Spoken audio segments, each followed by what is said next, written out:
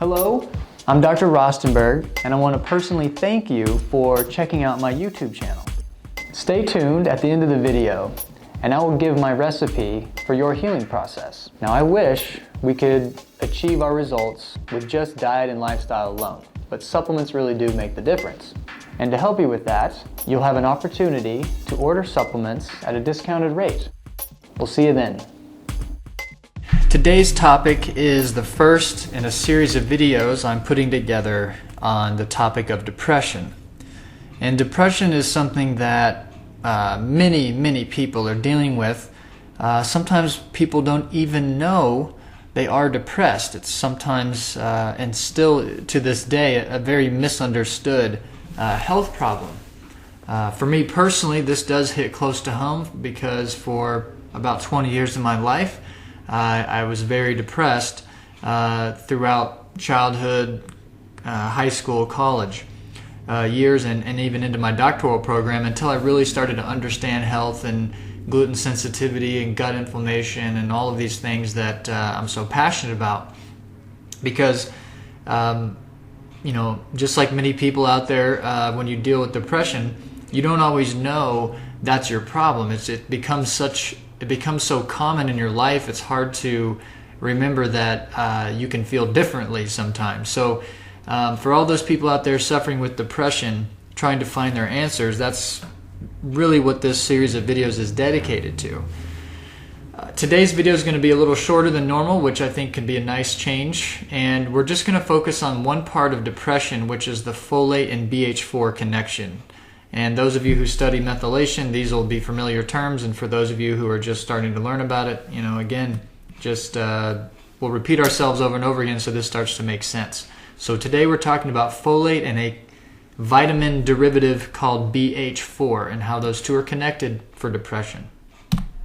I always like to point out that depression is extremely common, and in the age group of 40 to 60-year-old females, about 25% or 1/4 of every middle-aged woman in this country is on an antidepressant, which I think is just really sad. It's sad because we can do so many things naturally to fix depression that it's really one of the best conditions that we deal with. It responds to natural medicine and natural health. That's what's so wonderful about it. I was lucky that I never got put on those medications.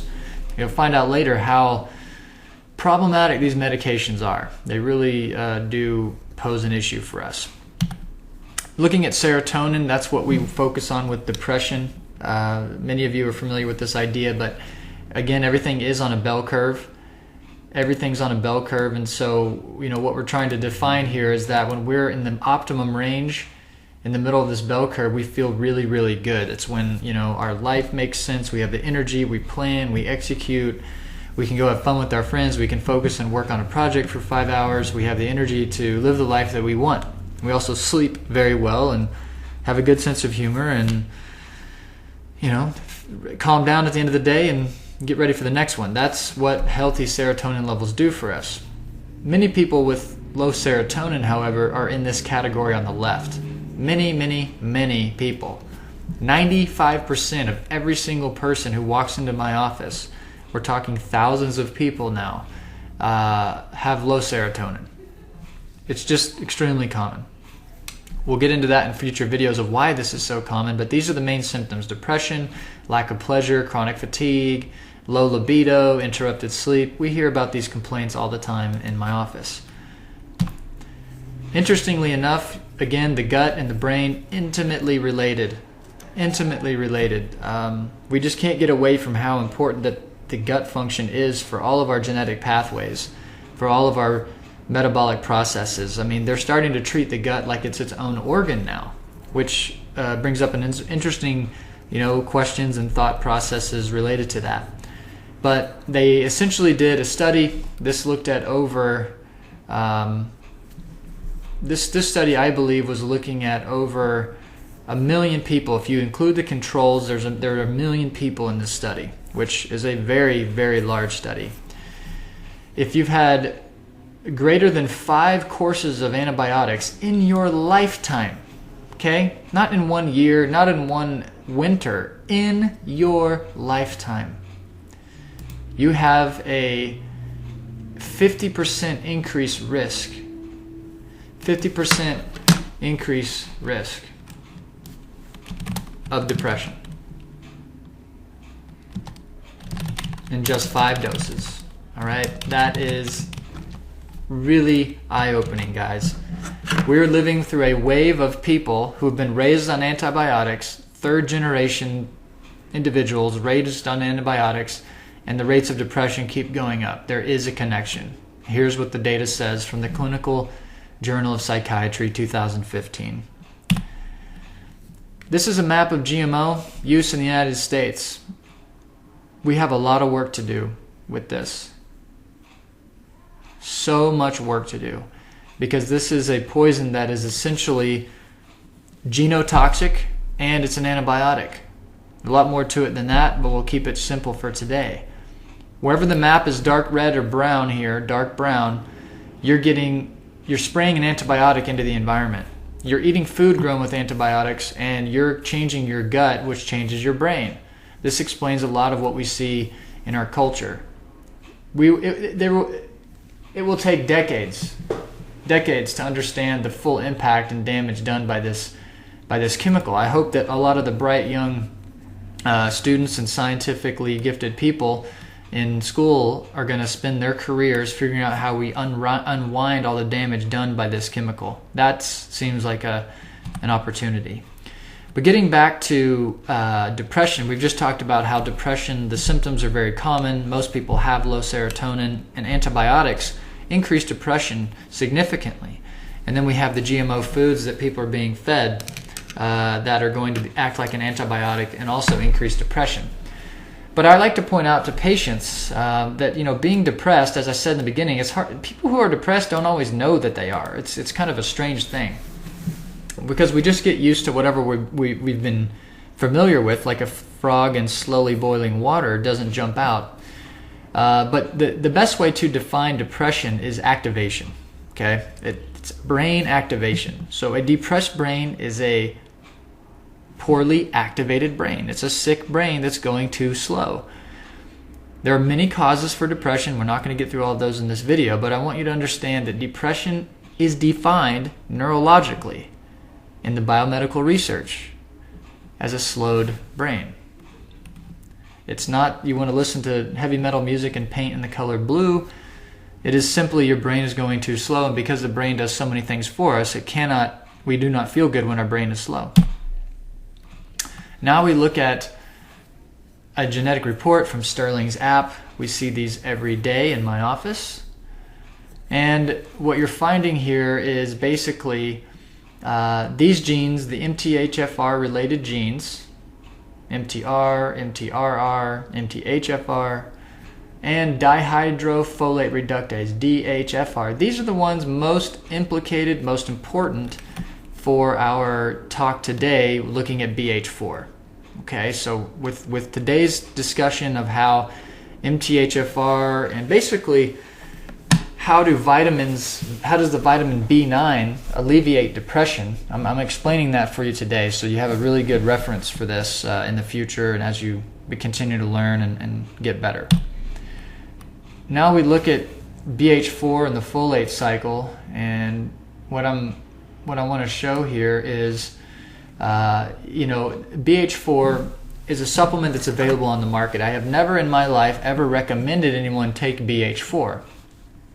It is one of those compounds that's produced from healthy methylation and an optimum methylation cycle. So in every case possible, I like to support the underlying process. I like to support sleep so that people are less stressed and have more energy. I like to support gut so that people can get more nutrition from their food and have an optimum detoxification every day. And with methylation, I don't like to give all of the downstream products. I like to help the body make it itself.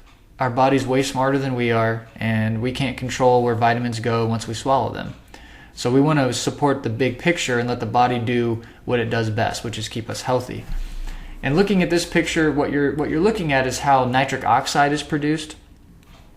I'll show you another chart in just a moment that helps clarify this, but BH2 is consumed when our body spins this BH4 cycle to make nitric oxide. And what this shows is how this enzyme, DHFR, is what basically turns BH2 back into BH4 into the useful form. Now we can produce BH4 another way through this GTPCH enzyme. However, we want to recycle all the BH4 that we're making to keep it in an active state, and that's what folate does, as you'll soon see. And it is here recycled from BH2 by DHFR, dihydrofolate reductase. So here we have the methylation cycle, its influence on nitric oxide. We'll get into that in another video, but it does show us here about how BH4 is optimized. Now I drew this picture to help clarify it for myself and for those of you who are interested in studying this.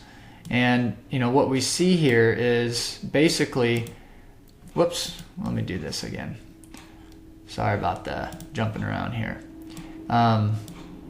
What we see here is the precursor of dopamine and the catecholamines and the precursor of serotonin. Each of these precursors have to get into the brain. That involves looking at insulin, blood sugar, the blood-brain barrier. I did a video on that back in 2014, I think, about how blood sugar influences dopamine and adrenaline levels. If you get a chance, that's a very good video that explains how the tryptophan and tyrosine get into this position inside your brain. We're not going to talk about that in today's video. But this is the BH4 cycle. It's a circle, it's a cycle. And what happens is we end up with BH2, and then dihydrofolate reductase, part of the methylation cycle, acts on, it acts on our dietary and gut-sourced vitamin B9. And those of you who have listened to my other videos, you've seen the research that highlights there's different types of vitamin B9 that are both found in nature, including folic acid, because that is produced by our gut bacteria to some degree. And obviously it's in plants and it's added to processed foods. So we have all these different sources. We have gut, we have natural organic leafy greens, and then we have processed foods. So these are where all the three different sources of folate, vitamin B9 gets into our body. So basically the BH4 cycle converts these different sources of B9 from dihydrofolate into tetrahydrofolate, and that's through this enzyme DHFR. When that reaction takes place, it's recycling the BH2 and converting it into BH4, as this cycle shows us. So the more folate we have available in our brain, the more we're able to activate BH2 and turn it into BH4, which allows us then to activate the amino acids and start to turn them into the neurotransmitters. So this is where the rubber meets the road in terms of taking methyl support for depression. I mean, this is why medical doctors, I believe, not necessarily all medical doctors, but those doctors who are working on methylation, they tend to use 7.5 or 15 milligrams of folate to treat depression.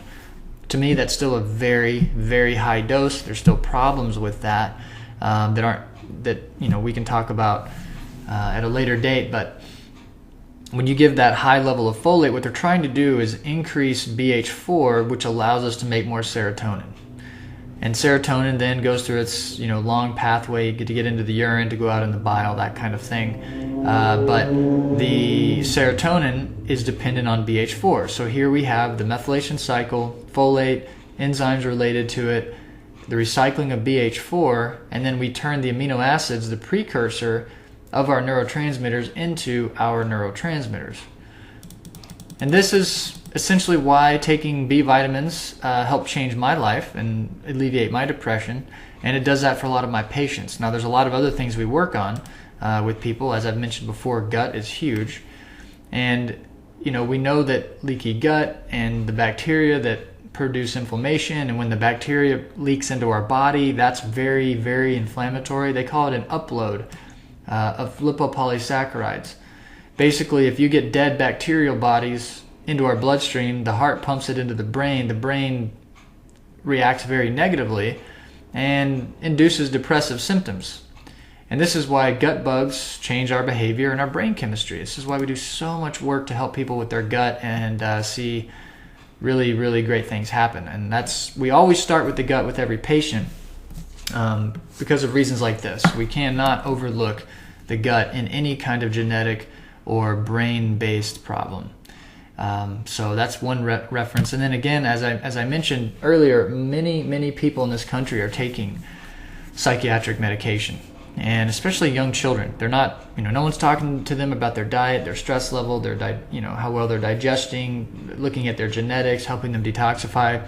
That's not what's happening in healthcare. What's going on is children have symptoms and doctors are picking the drug that's supposed to band-aid that symptom. And the only problem is those of us who have looked into this know that every school shooting that's happened has involved a child who has been on or withdrawing from some form of psychiatric medication. And that was sort of a conspiracy theory tin hat problem with the natural medicine world until this study came out, published in the Public Library of Science 2015, last September. And for the first time, they found a significant association between SSRIs and violent crime convictions. Yes, if you change brain chemistry with medication, without fixing the gut, without fixing detox, without supporting genes, without doing the things required to create health, you get other more damaging problems down the road. And I will expand on this in future videos. I've said that a lot already today, but I want to make sure that we talk today about folate and BH4. You now know how the methylation cycle, one small important part of it, helps produce the raw material to make dopamine and serotonin. And that's very important for alleviating depression. So anybody out there with methylation problems who's dealing with depression, this is why we, after we treat gut issues and make sure that's okay, we often recommend therapeutic levels of methylation support, and it makes a big difference for people's mood. So thank you for listening. I hope this was informative for you and you learned some things about the methylation cycle, about your health and your genetics. And of course, please check out our website, beyondmthfr.com. I have a nice article to accompany this video, and we're here to help you on your health journey in any way that we can. We work with patients all over the world, both via Skype and phone, but patients often also travel to see us. We had a gentleman come from Ireland last week, came for 3 days and experienced an 80% improvement in his gut problems that were he was unable to find help with in Ireland, so he made the trip and it was well worth it. So keep all that in mind and keep learning, keep challenging yourself, and we will talk to you again soon. Take care.